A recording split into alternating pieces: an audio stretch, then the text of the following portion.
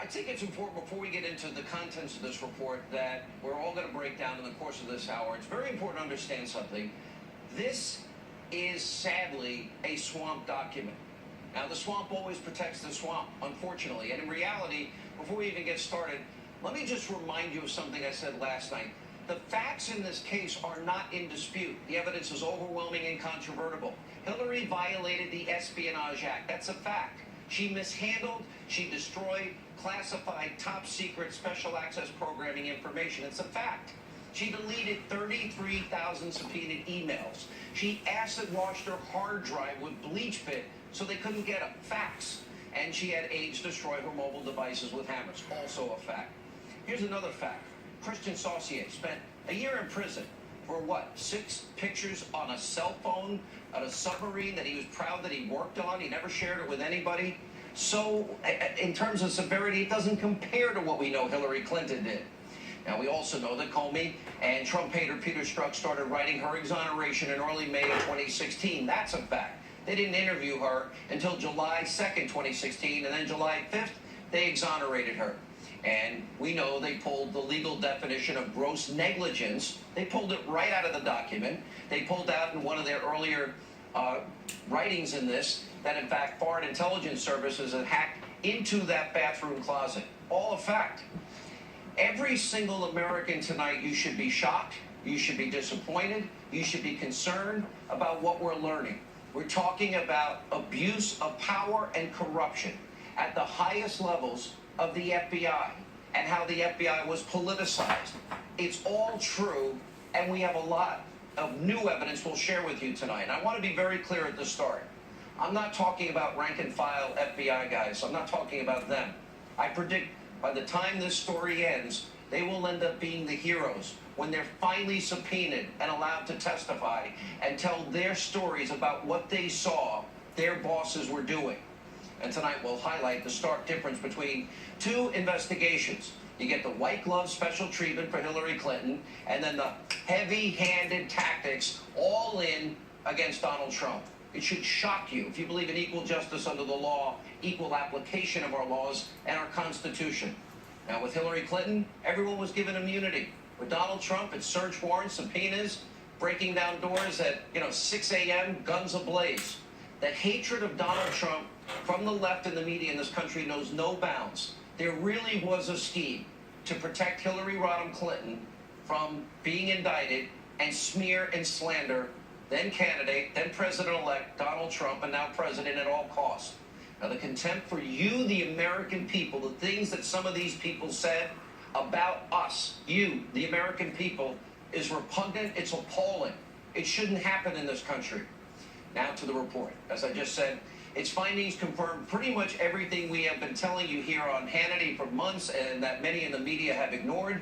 We have Trey Gowdy summed it up very well. He said, quote, "I am alarmed, I am angered, and I'm deeply disappointed by the Inspector General's findings of numerous failures by the DOJ and FBI in investigating potential Espionage Act violations by the former Secretary of State Hillary Clinton." Without further discussion, here's what Gowdy is talking about. First and foremost, we start with disgrace. Former FBI Director James Comey. Now, President Trump fired Comey for mishandling the Clinton server investigation, among other reasons. He deserved to be fired. Tonight, the president is vindicated. The Inspector General finds in this report James Comey's actions were both extraordinary and insubordinate. His investigation into Hillary Clinton deviated from well-established department policies. Now, this includes Comey and other FBI agents allowing Clinton aide and witnesses to the investigation, Cheryl Mills, to actually sit in during Hillary Clinton's FBI interview, an interview that took place after Comey had already drafted a letter exonerating Hillary of all charges. And there's more. The report also finds that while investigating Hillary Clinton for conducting official government business with a private email account, James Comey was also using a private email account to conduct official government business. And by the way, Comey responded on Twitter, writing, quote, "I respect the DOJ, IG office, which is why I urge them to do this review. The conclusions are reasonable, even though I disagree with some. People of good faith can see an unprecedented situation differently. I pray no director faces it again. Thanks to IG's people for hard work." Let's break this down. James Comey, the FBI director, went rogue. There's no other conclusion. He broke long-standing department policy, literally writing the exoneration of Hillary Clinton before ever interviewing her or 17 other key witnesses, closed up the investigation, and immediately the same people that hated Trump, that we now know, and we'll prove it in more detail, the same people literally begin the investigation of Donald Trump. Remember, they exonerated her way back in May, interviewed her July 2nd, July 5th, she's exonerated. And we know people that committed the very same misdeeds as Clinton, well, they were investigated and many put in jail. That's why Comey was fired and should be investigated further. And that's not all. Now we have even more evidence to show how FBI agents mishandled the Clinton investigation. Let's go back to the IG report. Agents involved in the Clinton Foundation investigation, get this, they were instructed to take no overt investigative steps prior to the election. And the report also confirmed that while the FBI was tiptoeing around their favored candidate, Hillary Clinton, who they fully thought would win the election, Clinton's private server was being accessed by foreign actors. Oh, that's something else that they took out. And remember the FBI Trump-hating lovebirds, Strzok and Page? Well, they're back, and they're back in a big way tonight. And by the way, they're heavily featured in Horowitz's report.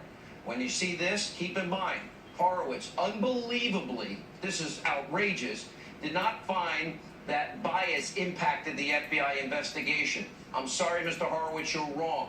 Look at this newly uncovered text message. The date, August 8, 2016. Page exclaims, "Trump's never going to become president, right? Right?" And Strzok responds, quote, no, he's not. We'll stop it.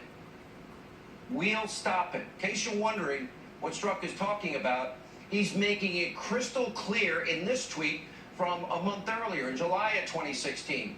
Damn, this feels momentous because this matters. The other one did too, meaning the investigation into Clinton, but that was to ensure we didn't bleep something up. This matters because this matters. So super glad to be on this voyage with you. And of course, Strzok is talking about the impending Russia investigation into the Trump campaign and comparing it to the Clinton investigation, which he tried so hard not to screw up because it was his effort to clear Hillary Clinton of all charges so she could remain a candidate, the favored candidate. Don't forget about the insurance policy that was referenced in previous Page Strzok texts. If in fact Trump won the election, it's important to also remember that all of this took place around extreme levels of anti-Trump bias at the highest levels of FBI. Some of it should shock the conscience. Page calling Trump an enormous D-bag. And that to the list, add that to the list of insults, both Page and Strzok were lobbying against Donald Trump, calling him an idiot, a menace, a loathsome human being, and so much more. And Strzok is the guy leading all of this investigation. Then the report concluded about these texts, quote, not only indicative of a biased state of mind, but even more seriously implies a willingness to take official action to impact the presidential candidate's electoral prospects.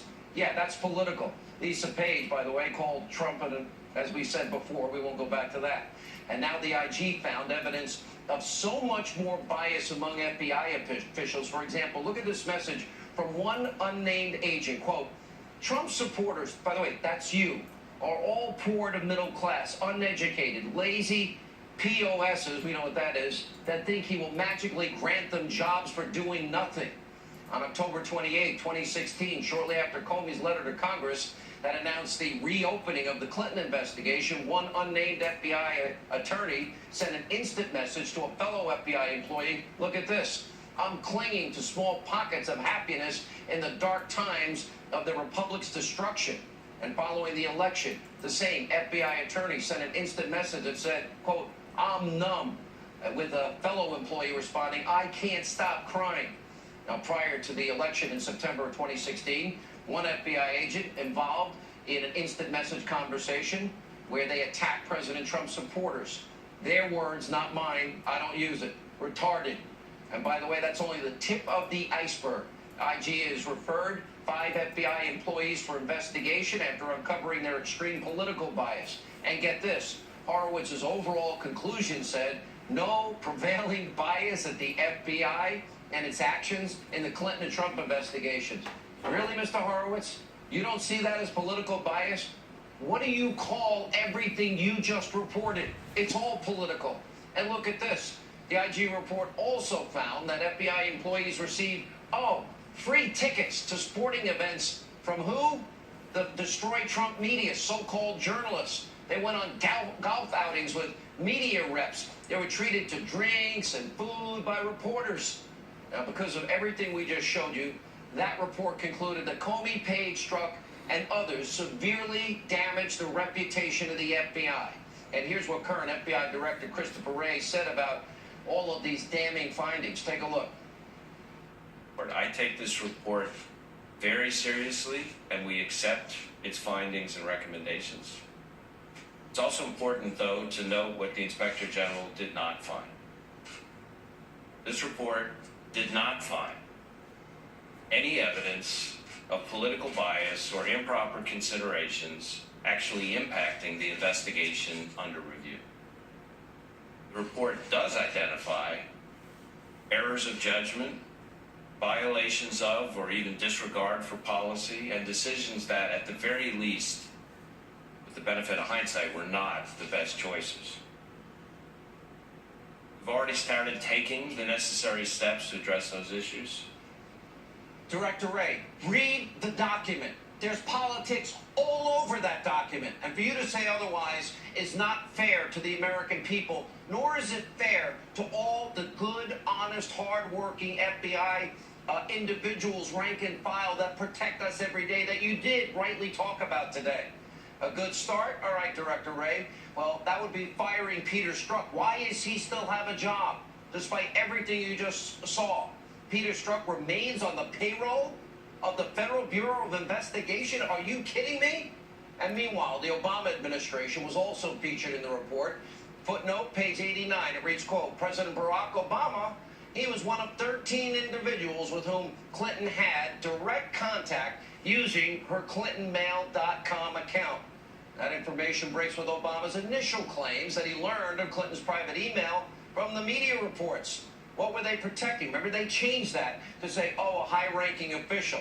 And the Attorney General at the time, Loretta Lynch, she was also taken to task in the report for her now infamous tarmac meeting with Bill Clinton just before they came to a decision in June of 2016. The report states, quote, Lynch's failure to recognize the appearance problem created by former President Clinton's visit and to take action to cut the visit short was an error in judgment.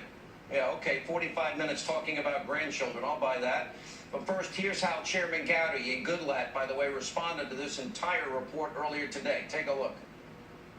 What a dark day it is for the FBI and the DOJ, two institutions our country desperately needs. We desperately have to be able to have confidence in them. And this level of bias and animus, not only did he want to stop the Trump campaign, he wanted to stop the Trump presidency. This is an FBI, Peter Strzok, the FBI agent who was on Hillary Clinton's investigation and arguably the lead Russia investigator, not only wanted to stop his campaign, but once he won, got on the Mueller probe because he wanted to impeach him. This report shows that there was special treatment given to Hillary Clinton in the investigation of her case. There is not standard procedures followed in investigating her, and there was special treatment given. There's no doubt that this was not proper process, and the report shows time and time again how Director Comey and others made mistakes, errors in judgment, or deliberate. People can draw their own conclusions, but it was improperly handled. Let me sum it up. Hillary Clinton committed felonies, and she should have been charged. And these people ran interference for her. We have ample evidence of bias, corruption, politics, misconduct at the highest levels of the FBI, the DOJ, and now the Obama administration. Yet, won't call this for what it is, Mr. Horowitz? You can't conclude the obvious bias impacted some at the upper echelon of the FBI and their work and their so-called investigation. Why? Because that would taint the phony Russia collusion investigation. We cannot have a two-tiered justice system in the United States of America. One for the Clintons, one for Trump, and one for everybody else. Three-tiered, perhaps. And while the findings of this report are important, we must now demand more. This is a first step. There's got to be accountability. We've got to have a better system of government or the very foundation of our rule of law in the United States of America is in jeopardy.